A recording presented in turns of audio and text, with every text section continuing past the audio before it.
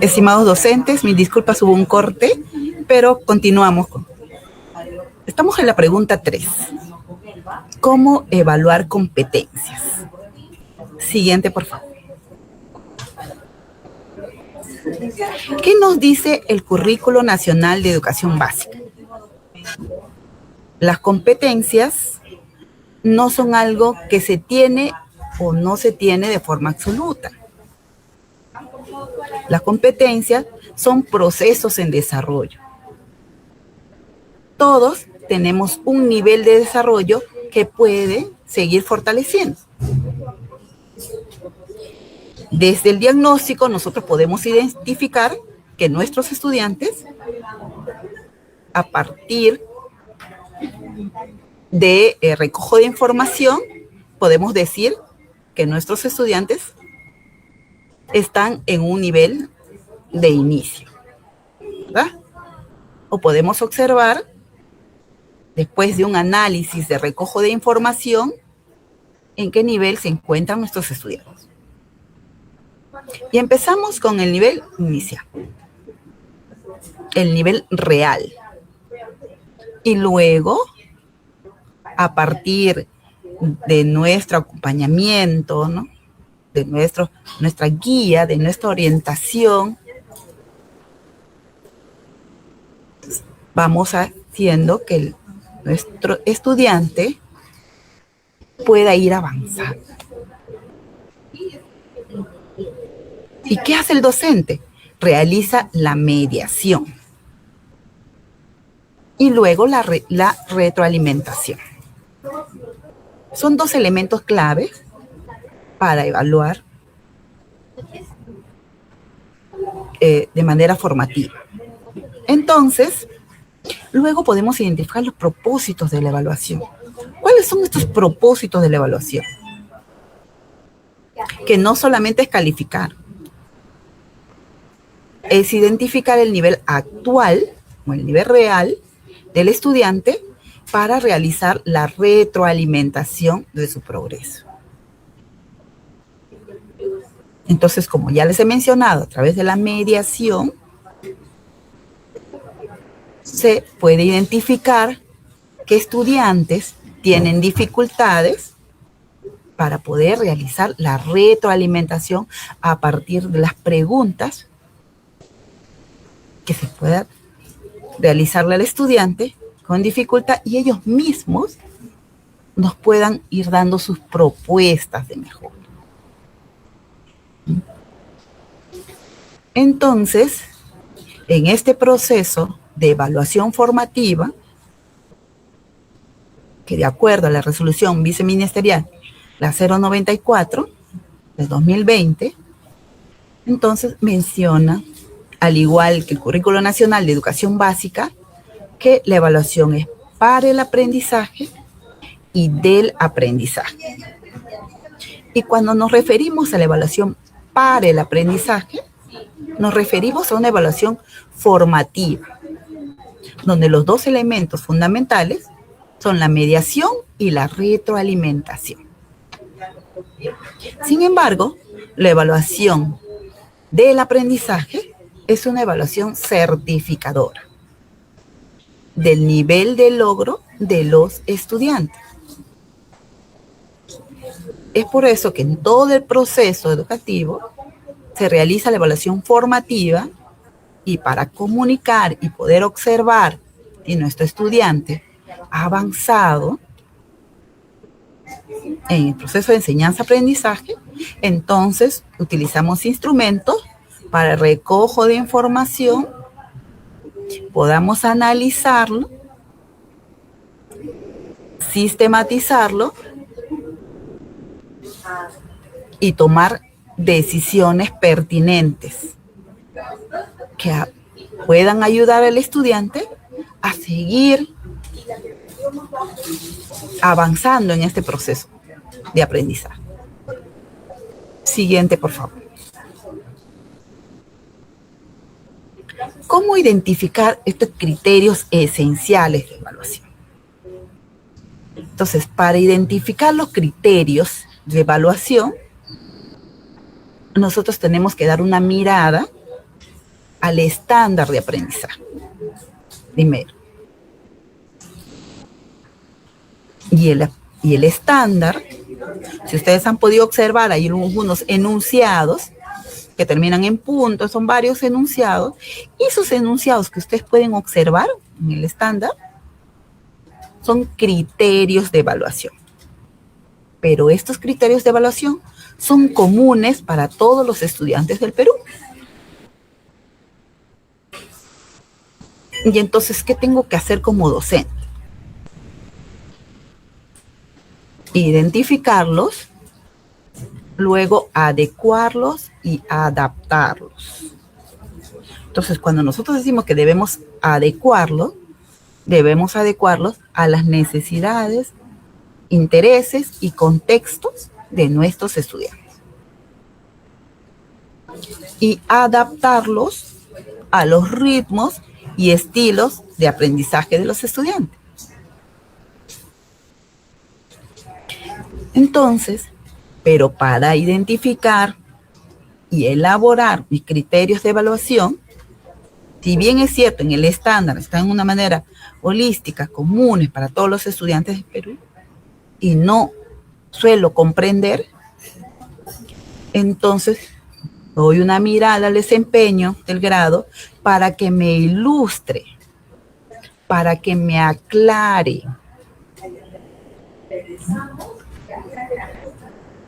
¿En qué nivel se encuentra mi estudiante? Entonces, le identifico el criterio de evaluación y lo adecuo y lo adapto. ¿A qué? Al propósito de aprendizaje para lograr, a la situación significativa para lograr el propósito de aprendizaje. ¿Cuál es el propósito de aprendizaje?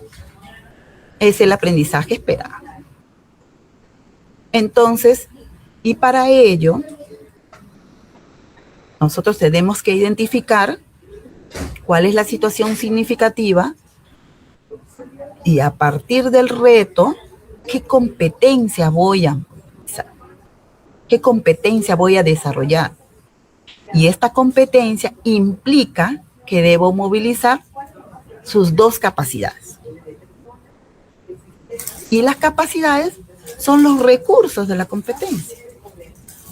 ¿Y cuáles son estos recursos que siempre nosotros comunicamos? Son internos, los conocimientos, las habilidades y las actitudes, y externo, los materiales, el entorno, el espacio, la infraestructura, que nos van a ayudar a lograr el propósito de aprendizaje.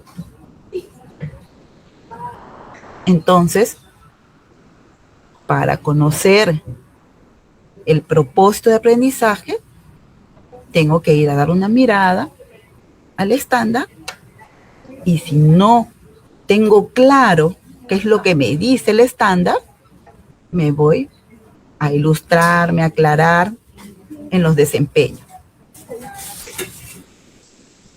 Entonces, observo los criterios que me enfocan en las capacidades de la competencia.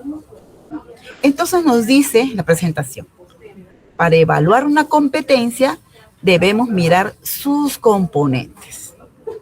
¿Cuáles son estos componentes? Las capacidades. Y estas capacidades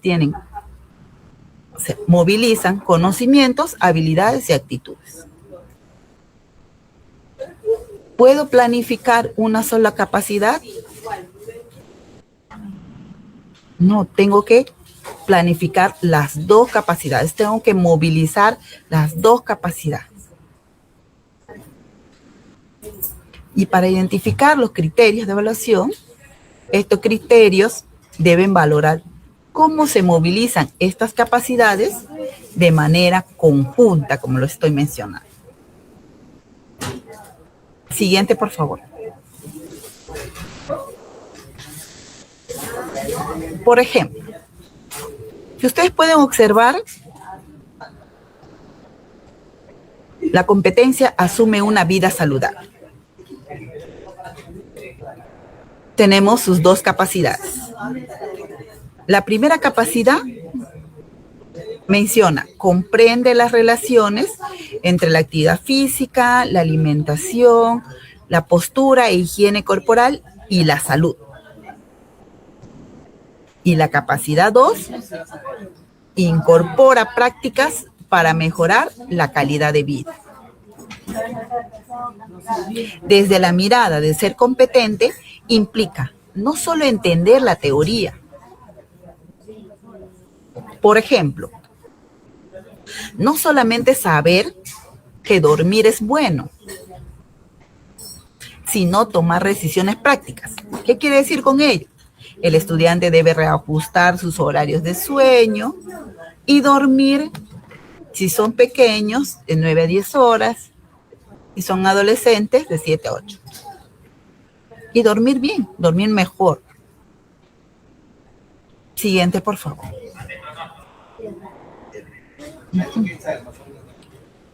Para elaborar los indicadores o los criterios de evaluación, tenemos que tener en cuenta la evolución y la complejidad según el ciclo. Si ustedes pueden observar, tenemos la capacidad, comprende las relaciones entre la actividad física, la alimentación, la postura e higiene corporal y la salud. Y pueden observar en el ciclo 3, el criterio de evaluación es comprende que algunos alimentos dan más energía y elige incluirlos en su lonchera. Y cuando hablamos del ciclo 3, hablamos de los estudiantes del nivel primario de primer y segundo grado. Y para observar la progresión de la complejidad, nos vamos también al criterio de evaluación del ciclo 7. Perdón, del ciclo 6. Estamos hablando de estudiantes de primero, segundo. Entonces, comprende el impacto de nutrientes específicos. Y ahí nos menciona las proteínas, las grasas y planifica una dieta equilibrada. ¿Se puede observar el nivel de complejidad? Claro que sí. Entonces, ahí nos vamos a la siguiente capacidad. Siguiente, por favor. Tenemos la siguiente capacidad, que es incorpora prácticas para mejorar la calidad de vida. Se ha elaborado el criterio de ciclo 3 y de ciclo 6, donde el criterio 3 menciona, reconoce que jugar ayuda a crecer sano y participa en los juegos. Y en el ciclo 6 analiza cómo el ejercicio incide en su estado anímico y ejecuta o planifica rutinas con pautas técnicas de hidratación y respiración. ¿Pueden observar el nivel de complejidad? ¿Y dónde podemos realizar? ¿En qué espacio podemos realizar esta elaboración de criterios? En el colegiado, ¿no? Muchas veces, en el rol de especialista, vamos a monitorear la práctica pedagógica y encontramos a 2 o 3 profesores, si es una escuela o un colegio polidocente. El profesor del primer año de secundaria, se puede observar que sus estudiantes están haciendo rodamientos o giros en la colchoneta. Rodamiento. Giros en la colchoneta. Y vas al estudiante o al docente que está con los estudiantes de quinto año secundaria, igual están haciendo su rodamiento. Adelante. ¿Hay un nivel de complejidad? No. Sin embargo, cuando realizan un trabajo colegiado, planifican, se reúnen, dialogan, qué actividades van a realizar, conversan, qué situación significativa van. Y entonces empiezan a elaborar sus criterios de evaluación a partir de sus instrumentos que seleccionan, pero manteniendo la progresión de la complejidad. O sea, que los criterios evolucionen y se complejicen según el ciclo. Siguiente, por favor. Comunicar los criterios. Siempre en toda clase debemos utilizar la transparencia con el estudiante. ¿Qué tenemos que hacer? Comunicar a ellos los criterios de evaluación. Si el estudiante va a invertir esfuerzo, debe saber de antemano qué se espera de él. Entonces los criterios deben traducirse a un lenguaje comprensible. Entonces, debe tener un criterio técnico, debe identificar señales corporales básicas durante la actividad física. Debe haber una explicación al estudiante. Sabré que lo lograste si puedes describir qué pasa en tu cuerpo. Ejemplo, el corazón. A ver, tu corazón cómo late, despacio, rápido. A ver, ¿cómo lo explicas? A ver, con un ejemplo de adaptación, explica los latidos del corazón.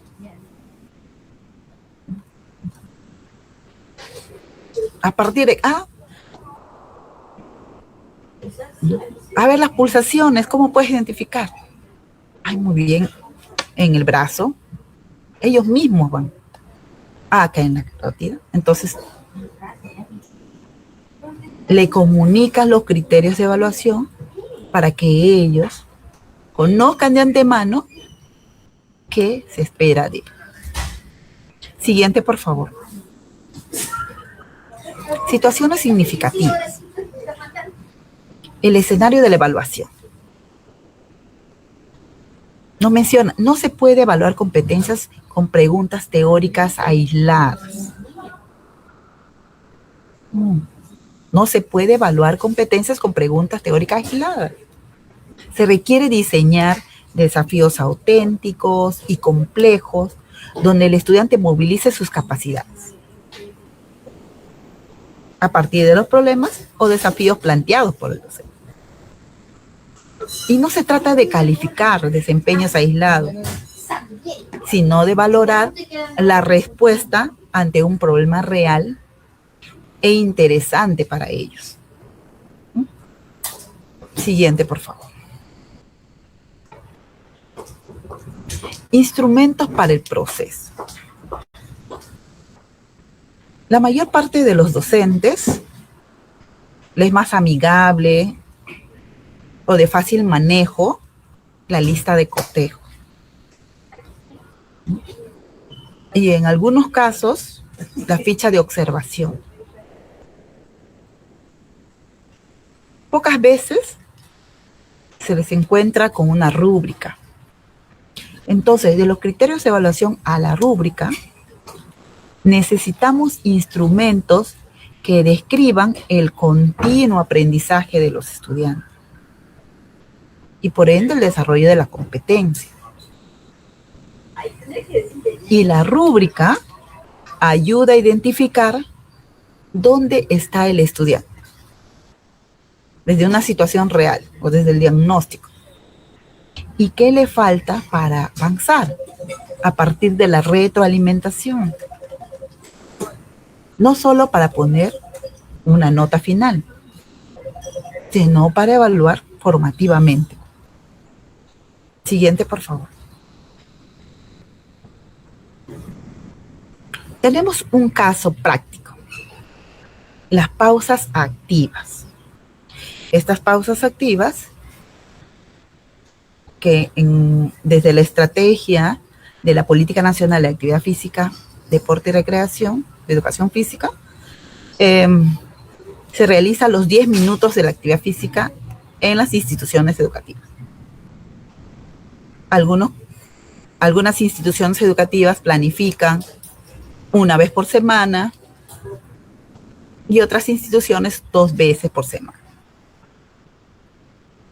Pero esta 1 o 2 veces por semana es de manera general, porque luego estos 10 minutos de actividad física también aplican los docentes de aula cuando es el nivel primario en sus horas al inicio de clases, pero también los docentes de las diferentes áreas en el nivel secundario al inicio de su clase.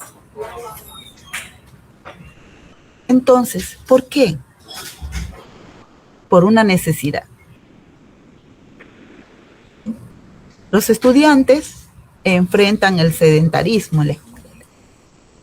Y entonces, para poder activarlos, para poder hacer que nuestros estudiantes estén en movimiento, entonces se promueven las pausas activas o los 10 minutos de actividad física.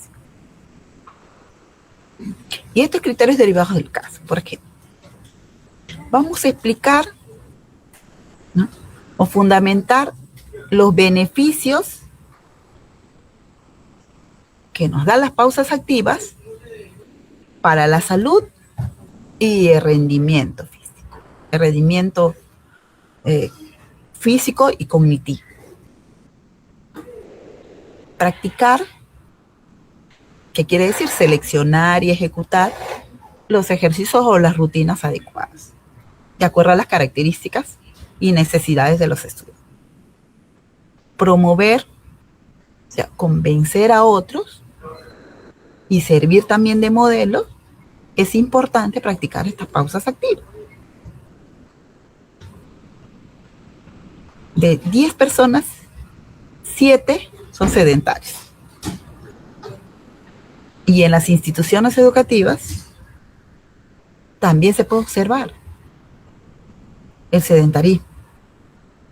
Entonces, tenemos que ir practicando estas estrategias que vienen desde el Ministerio de Educación a partir de la PARDEP, de la Política de Actividad Física, Recreación, Deporte y Educación Física, y promover, pues, estas actividades para el beneficio de la salud. Siguiente, por favor. Tenemos acá un ejemplo de rúbrica, ¿no? Rúbrica holística y basado en el caso de las pausas activas. Entonces, utilizamos la rúbrica y vemos en inicio, vemos estudiantes que dependen de la guía del docente y que no influyen en otros. En proceso, propone ejercicios simples, pero con apoyo del docente. En logrado, argumenta beneficios con claridad, selecciona ejercicios y motiva a sus compañeros a sumarse a la actividad. Y en el destacado, ya lidera la iniciativa con autonomía y se vuelve referente para la escuela. Siguiente, por favor. Entonces, pasamos al segundo bloque. Y este segundo bloque es el bloque de las preguntas.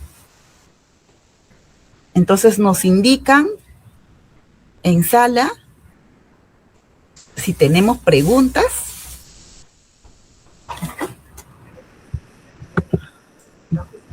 Sí, hola Keila. Bueno, nos han alcanzado algunas preguntas que los docentes quisieran que las puedas resolver. Y la primera pregunta es la siguiente. ¿Qué define a una persona como competente?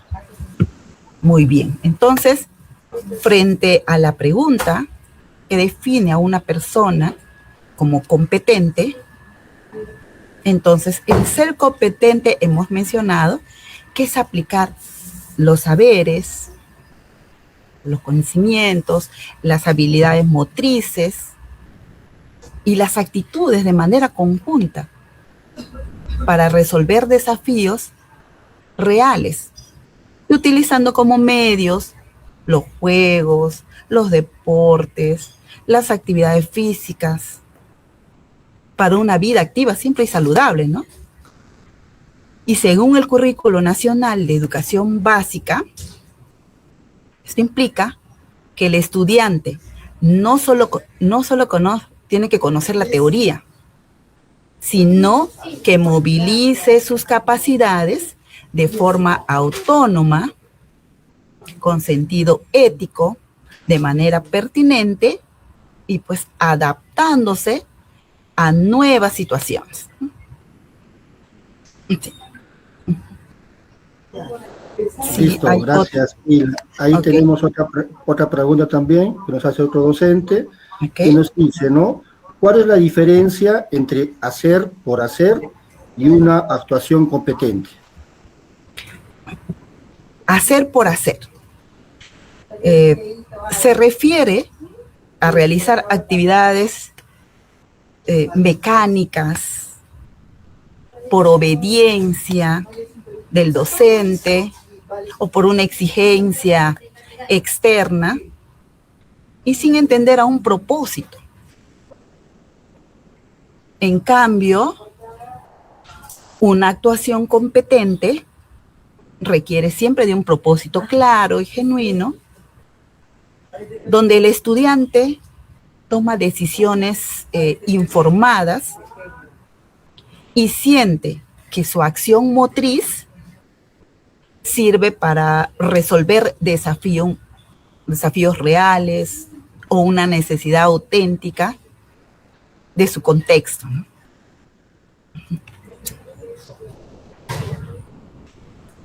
Bien, tenemos la siguiente pregunta también que nos han hecho llegar y dice así: ¿qué características debe tener una situación significativa para ser efectiva? ¿Ya?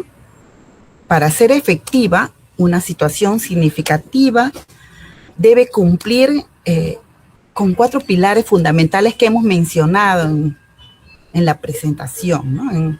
En la ponencia. Debemos despertar el interés genuino. O sea, el estudiante debe ser capaz de sostener el esfuerzo por investigar, por conocer, por resolver, vincular el contexto a partir de sus vivencias, pero también ampliar sus horizontes hacia nuevas realidades. Retar siempre las competencias para presentar un nivel de complejidad adecuado, ni muy básico, como hemos mencionado, ni inalcanzable, ¿no? Y que promueva siempre la autonomía, ¿no?, en nuestros estudiantes. Y también tiene que ser, su característica tiene que ser auténtica, ya sea real o simulada. Debe demandar pues el uso de conocimientos, ¿no?, de habilidades, de actitudes, como se haría pues en un contexto real, ¿no? Muy bien. Tenemos 2 preguntas más, Keila. Sí. La siguiente es: ¿cómo debe ser el proceso de evaluación de competencias? Bueno, la evaluación no debe enfocarse en calificar desempeños aislados o preguntas teóricas, ¿no?, sino tiene que identificar, ¿no?, siempre el nivel actual del desarrollo de la competencia, el nivel actual del estudiante a partir del diagnóstico, para retroalimentar su progreso. Y este proceso implica definir criterios basados en las capacidades, comunicarlos de forma clara, de forma comprensiva,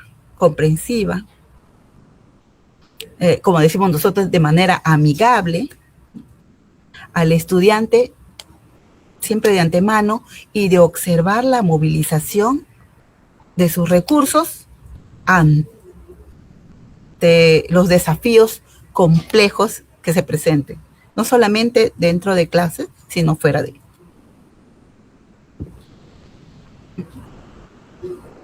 Sí. Muy bien, y finalmente la última pregunta que nos han hecho llegar, pero un ratito estamos seleccionando.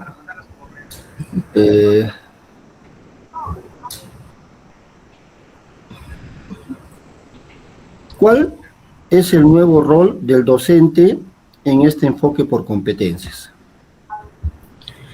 El rol del docente, como ya hemos mencionado, es un rol súper importante que genera el cambio, la transformación.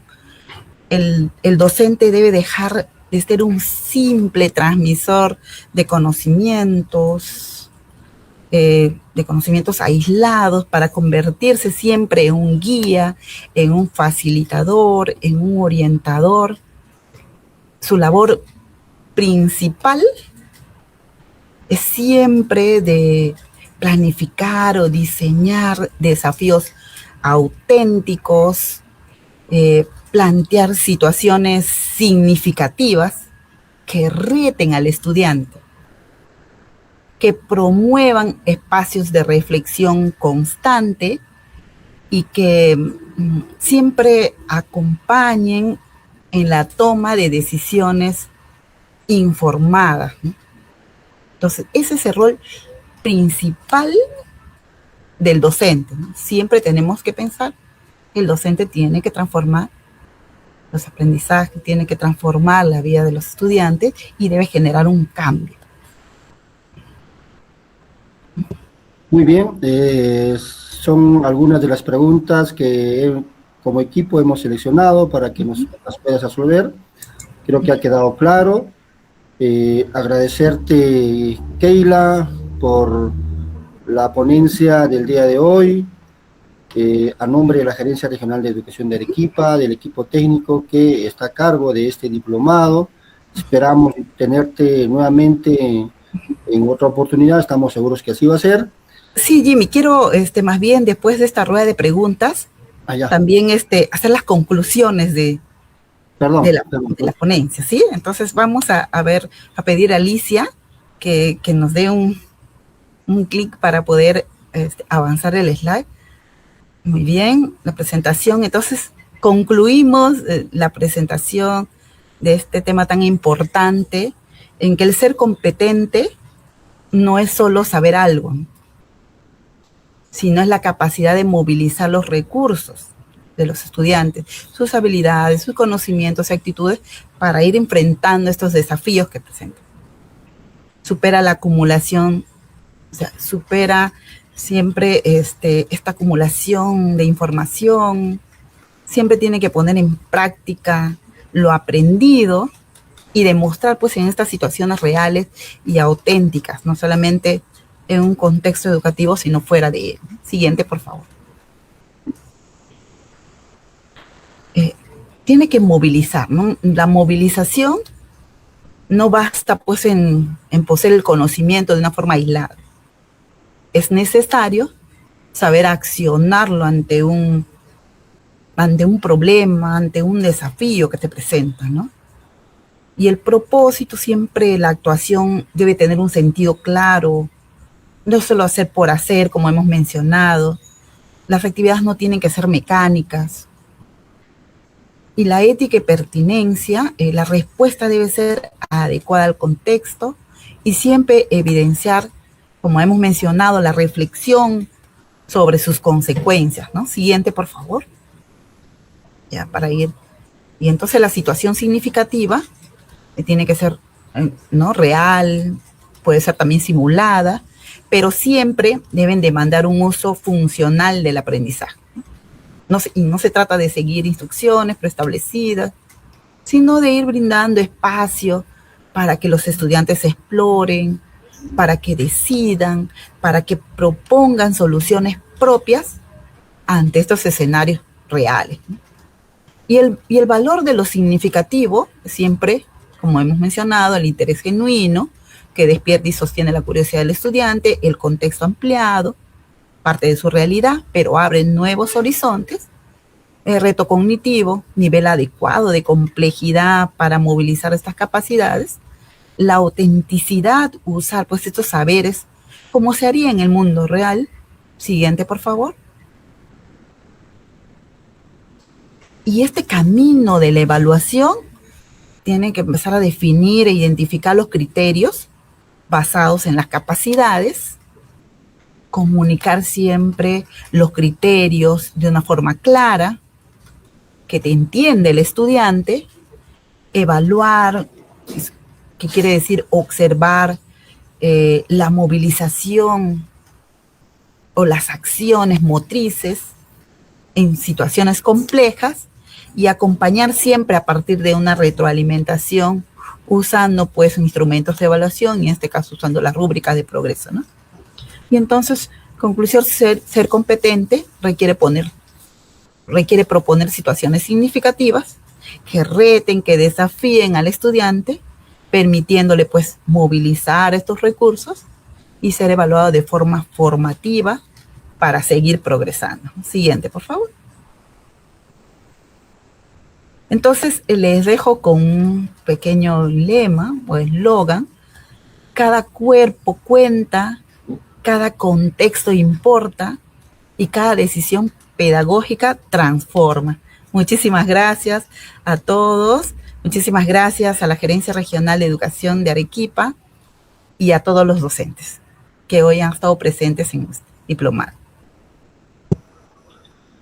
Muchísimas gracias, Keila, por habernos acompañado el día de hoy con este tema tan importante como es ser competente, situación significativa y evaluar competencias, el mismo que ha estado dirigido a todos los docentes del área de educación física de las 10 mujeres que conforman la región Arequipa.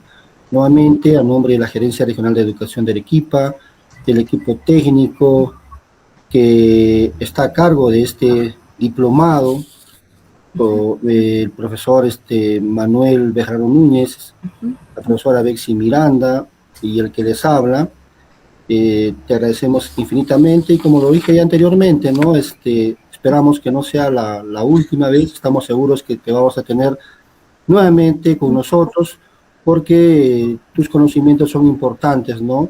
Para darlos también y compartirlos con los docentes del área de nuestra región, Arequipa.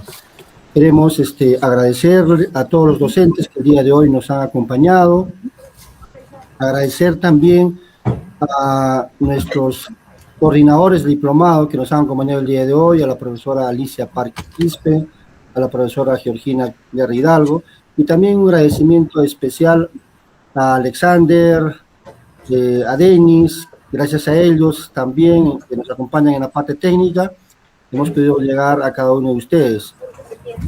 Invitarlos, colegas, no se olviden que todavía continúa el diplomado, todavía tenemos varias ponencias, varias fechas que tenemos el compromiso de asistir, ¿no? Están todos cordialmente invitados para nuestro próximo webinar que se va a realizar el próximo miércoles, miércoles de mayo, a las 6 de la tarde. Seguramente ya se le estará comunicando a través de cada uno de sus coordinadores. Y nuevamente agradecerles a todos, a cada uno de ustedes por acompañarnos el día de hoy. Gracias, Bebsi. Gracias, Alicia. Nuevamente gracias, Keila. Y a nombre de la gerencia damos por concluido este webinar y los esperamos, como lo mencioné, el próximo miércoles a partir de las 6 de la tarde. Muchas gracias. A nombre de la Gerencia Nacional de Educación, muy buenas noches.